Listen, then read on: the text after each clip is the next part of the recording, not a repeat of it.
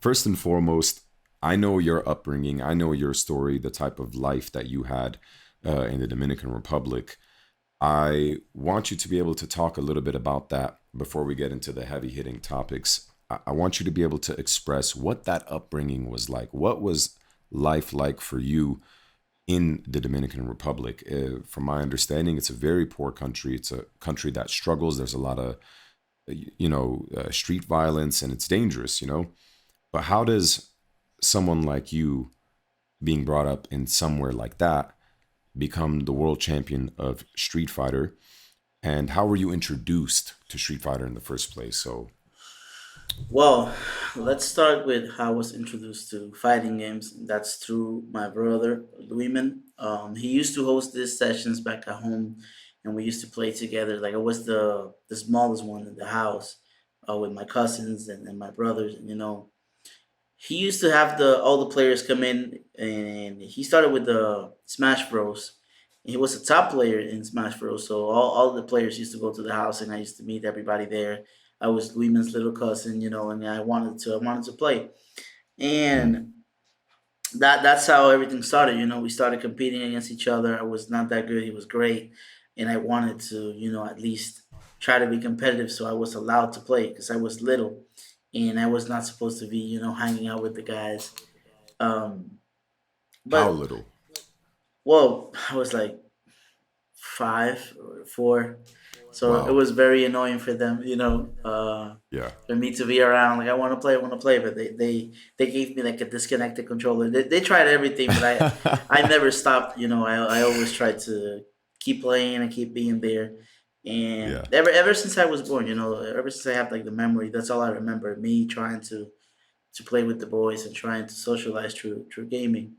Um, the Dominican Republic is a place. It's not the it's not as bad as some of the reputation. It's good and bad, and it's not exactly a poor country, but it's not a rich one either. So Mm, there's like okay. it's not balanced. You are either like rich or you're poor. The middle class is not really a thing. I Um, see. but if you could fit a middle class, I guess, like a little bit of privilege, I would say that's my family. I'm not like I wasn't raised poor, poor. There's people that had a way worse situation than I did. I had both my parents, they worked.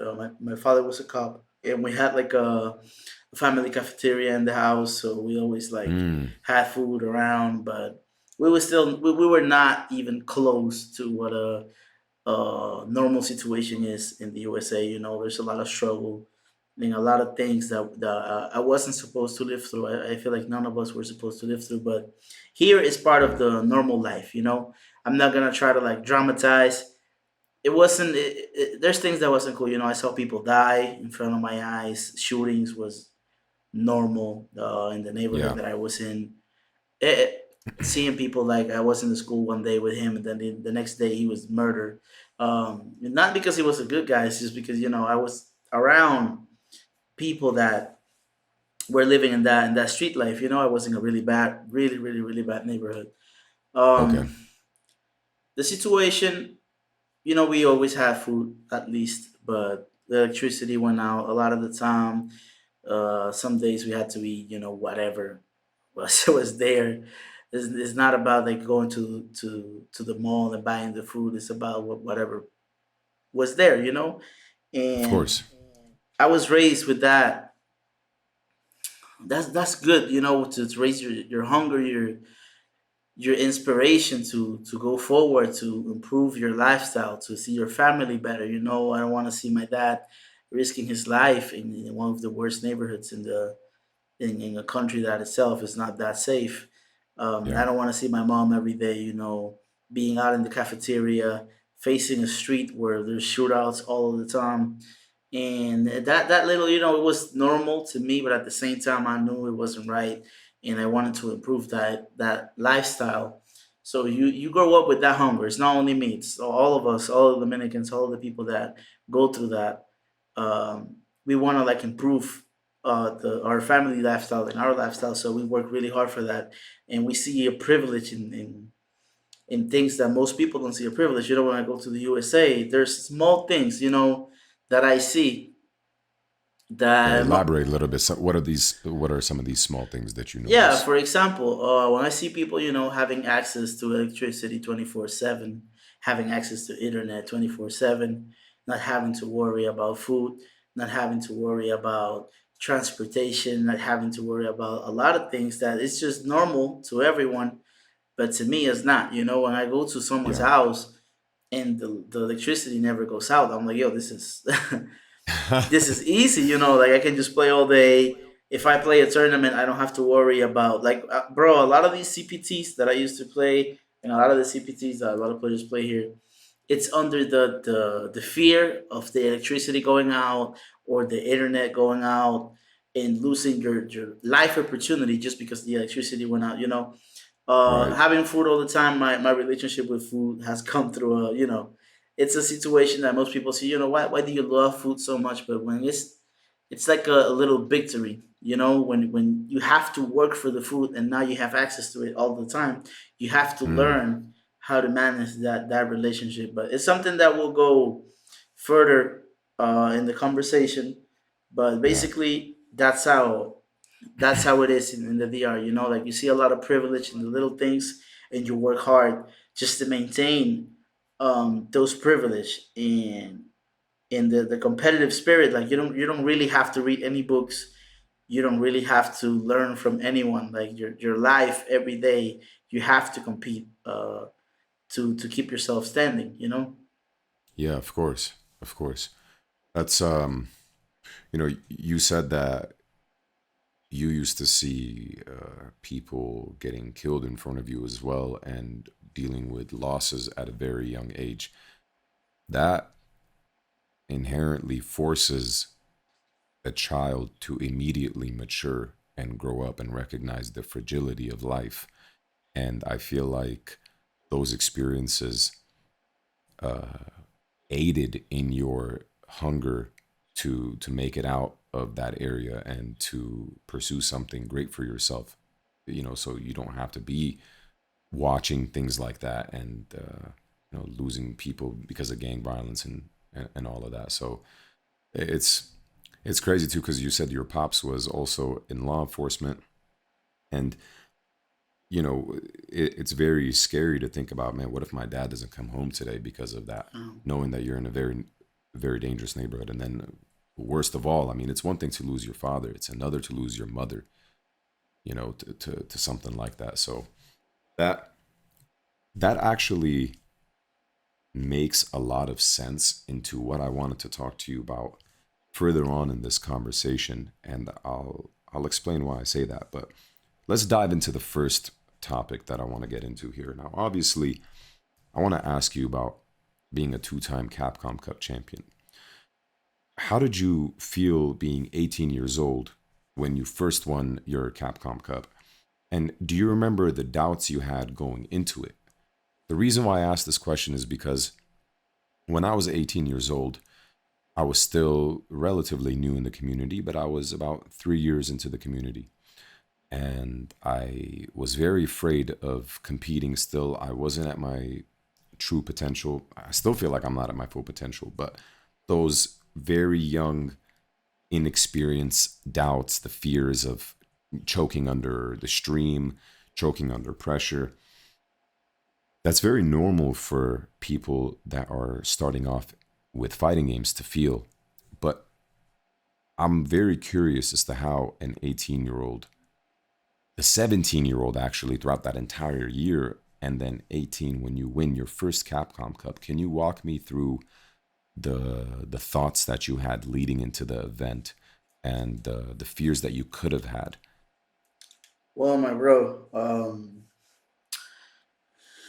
You know, when I first started competing out of the USA, when I first like got into the FGC, the American one and the international one, I already had years of experience in the Dominican FGC. It was really big. We had a lot of competition. Like first, I had Dominican players that I used to look up to, like DRA and Hochi, crossover. My own brother Luiman, and I was already like those years of experience that people go through in their first one or the first year or second year or third year, I had years of experience in the DR. So when I first went out, Mm. I remember I knew everybody. You know, a lot of people don't know, but I used to watch the FGC ever since I was a little kid, and I knew everybody, but I wasn't approaching players in the as a fan. You know, like this player is amazing. I was approaching most players to money match, and I wanted like to beat them. You know, I wasn't Yeah. trying to get like an autograph. I was just trying to beat them because I had the confidence in myself. I've been playing for years in a very good community that that's really good in games. And Yeah. even yourself, you know, when I met you, the first thing I wanted to play you. I didn't want to like tell you like, Oh, oh, you're straight the straight best to the Ken. money match. Yeah, it was like this money match, you know. Yeah. So And I love that. I love that because that's exactly how I was too when I was like 15, 16, 17, 18. To this day, like I'm down. Oh, let's set it. Money match. Let's yeah, go. my bro. So I'm not saying like that's the best way, but that's the way it was for me.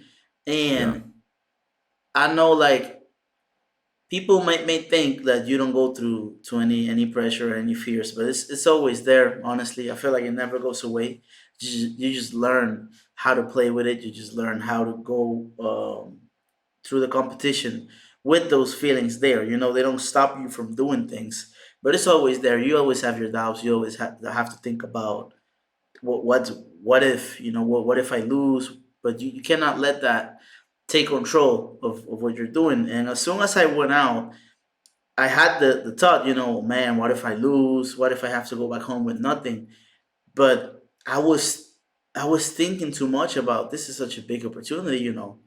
The what if was changing from what if I lose to what if I win? What if I Yeah. get this money? What if I win this tournament? Like, what's gonna happen? Am I gonna make history? Am I gonna get a sponsor? Are people gonna talk about me? Like, what is gonna happen? So I switched that from a negative thought to a positive thing, and that's what I always do. What if I win right here?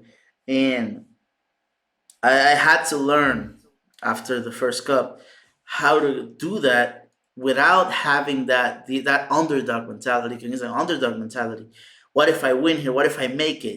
What if I make this shot? Things like that. That's an Right. underdog mentality. But when you're Yes. expected to make the shot, when you're expected to win, then you have to find a way on how to change that. And I found my own ways. I've been working a lot in the sports mentality, but Yeah. basically, the fear is always there. A lot of those fears were a lot of the stereotypes. Most people didn't know what the Dominican person was, and if they knew they had stereotypes, they thought, I was like non-educated, or I was gonna be, like a savage, or gonna be talking a lot of shit, or all of the many Right. things. Of And I course. remember a lot of the rejection, but it, if it's not like that, if that's not reality, then you just need time. You're gonna prove that it's not like that. And I worked really hard for that. I met everybody. I played really well, and when I got the chance, and people got the chance to know me, then they realize, it's just more people. It's just more players, people that share the same passion, and stereotypes are just that. They're just stereotypes. Of course. But yeah, my bro, that was mainly like the bad things, and the good thing is that when you have like the perspective and when you have a positive outlook into what you're doing, then the negative thoughts, they don't really matter.